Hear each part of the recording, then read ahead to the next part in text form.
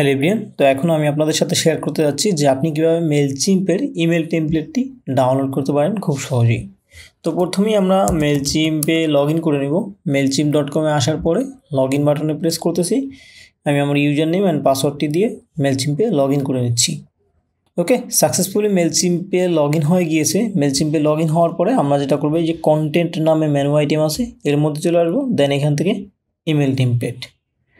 তো এখানে দেখেন এই যে আমাদের বেশ কিছু ইমেল টেমপ্লেট এখানে আছে। প্রথমে যেটা আছে এটা লক্ষ্য করি, এটা প্রিভিউ দিই।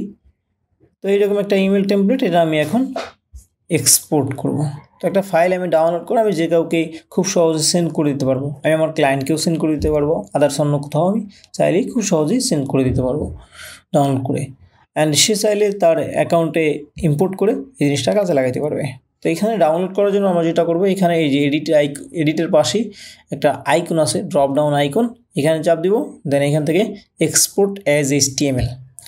ওকে, এক্সপোর্ট অ্যাজ HTML ক্লিক করার পরে দেন আমাকে এখানে একটা পপ আপ শো করবে, জাস্ট এক্সপোর্ট টেমপ্লেট দিয়ে দেবো। তো এখানে দেখতে পাচ্ছেন ডাউনলোড হয়ে গিয়েছে। এখন যদি আমরা ফোল্ডারে চেক করি আসলে ডাউনলোড হয়ে গেল কিনা, তো এখান থেকে লিড 304 1.html এই ফাইলটি ডাউনলোড হয়ে গিয়েছে। এখন এটাকে আমরা ডাবল ক্লিক করে যদি ওপেন করি, দেখেন আমাদের লোকেশনটা কম্পিউটার থেকে ওপেন হয়েছে, ডাউনলোড ফোল্ডার থেকে লিড 304 নামে একটা ফোল্ডার। দেখেন এই ইমেল টেমপ্লেটটা এক্সপোর্ট হয়ে গিয়েছে। ওকে, তো খুব সহজেই আপনি এভাবে মেলচিম্প থেকে ইমেল টেমপ্লেট এক্সপোর্ট করতে পারবেন। Thank you.